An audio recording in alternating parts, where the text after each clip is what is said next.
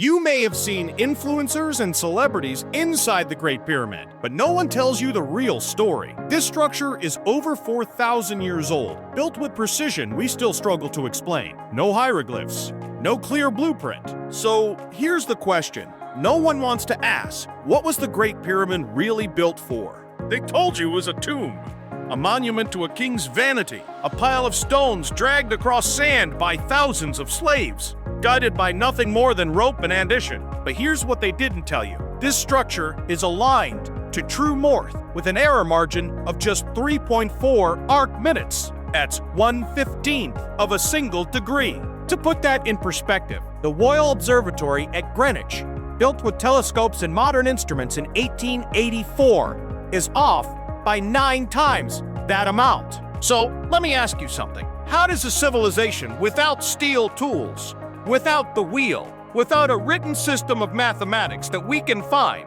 create something more precise than the best observatory of the Victorian era? But here's where it gets strange. The precision required to create those casing stones isn't just impressive, it's functionally unnecessary. For a burial monument, the joints between stones were accurate to 1/50th of an inch. The surface variation across the entire base, which covers 13 acres, is less than an inch. 1 inch across 13 acres. Modern construction, with laser levels and computer-aided design, struggles to achieve that kind of accuracy at such scale. The Hoover Dam, one of the engineering marvels of the 20th century, has a surface variation tolerance of 3 inches. So why? Why this obsessive, almost neurotic precision for what we're told is simply a glorified coffin? Unless it wasn't. The Great Pyramid doesn't just sit on the Giza Plateau. It sits on coordinates that encode the speed of light,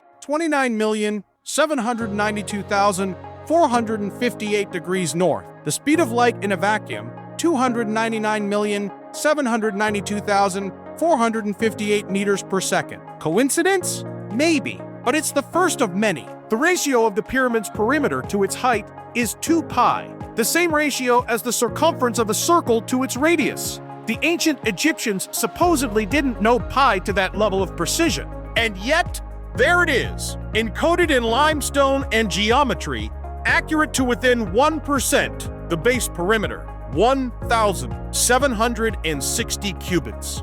Multiply by 43,200, a number that appears repeatedly in ancient architectural sites worldwide, and you get the Earth's circumference at the equator to within 99.5% accuracy. Forget everything you think you know about what this structure looked like. The Great Pyramid you see today, golden, weathered, stepped like an ancient staircase to nowhere, is a shadow, a skeleton. What stands now are the bones of something that once defied human imagination. Picture this, 140,000 Ds weighted to weighted, each one carved from white Terra limestone, so pure, so perfectly polished, that it didn't just reflect sunlight, it weaponized it. Ancient accounts describe a blinding white surface so smooth you couldn't slip a blade between the joints. The Greek historian Diodorus Siculus wrote that the casing stones were joined so perfectly that the structure appeared to be carved from a single piece of rock. A single piece.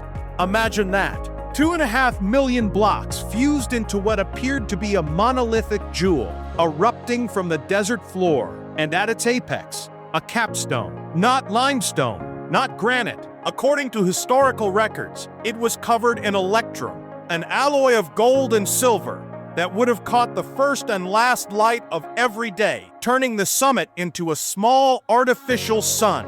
This wasn't a tomb. This was a beacon, a marker, a sign of life.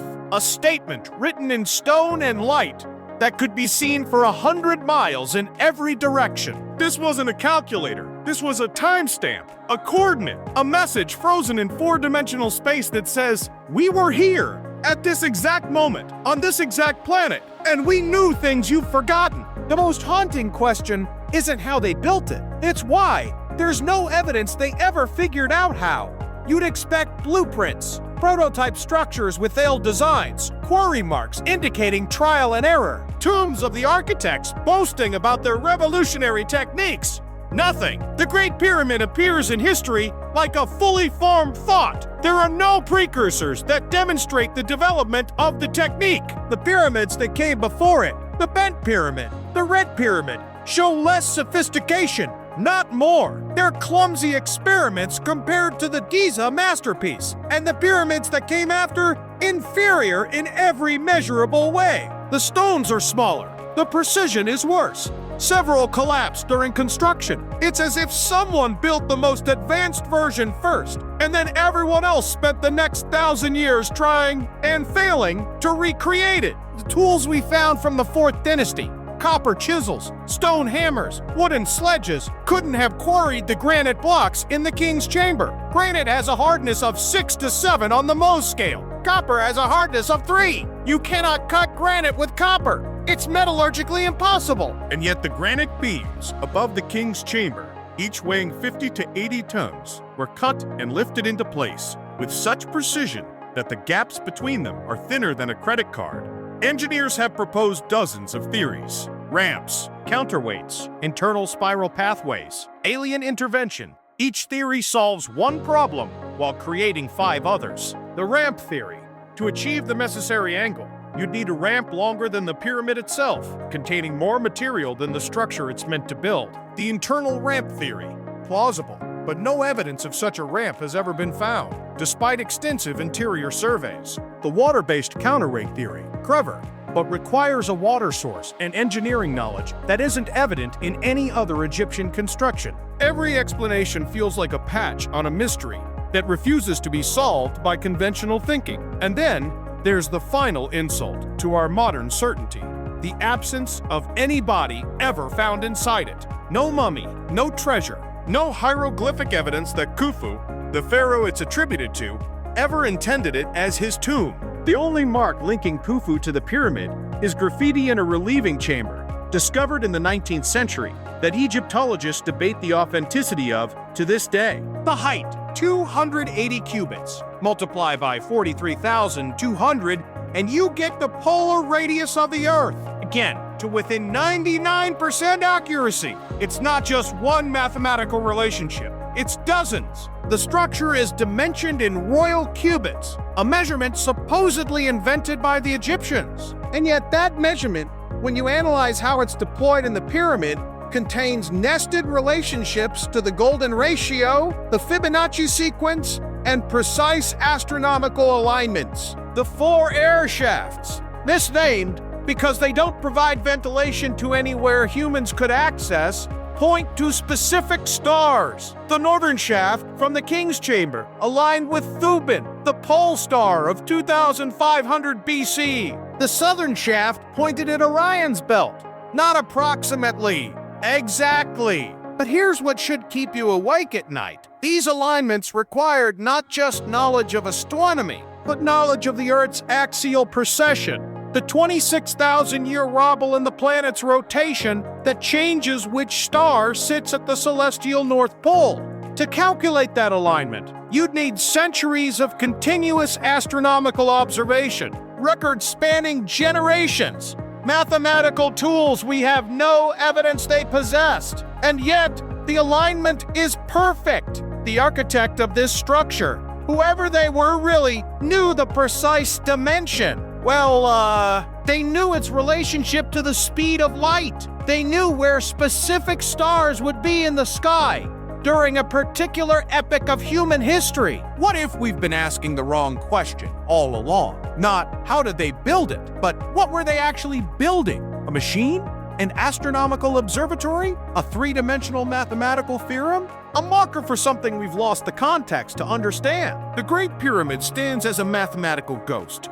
A structure so precise, so encoded with information, so inexplicably advanced that it seems to exist outside the progression of human technological development. It's an artifact that doesn't fit its own timeline. And perhaps that's exactly what it was meant to be. There's a concept in archaeology called out-of-place artifacts, objects that appear in the wrong era. Technologies that predate their supposed invention by centuries. The Great Pyramid isn't just an out-of-place artifact, it's an out-of-place civilization. So I'll leave you with this. If a cataclysm erased our modern world tomorrow, if every computer, every book, every blueprint turned to dust, what would remain of our knowledge in 5,000 years? And if almost nothing remained, Would future archaeologists standing in the ruins of our greatest works assume we were primitive simply because they couldn't find the manual? What if the Great Pyramid isn't a mystery because the ancient Egyptians were mysterious, but because we've forgotten how to see what they were showing us? Drop your theory in the comments. Not about how it was built, everyone has a ramp theory. Tell me what you think it was actually for. What was the purpose encoded in all?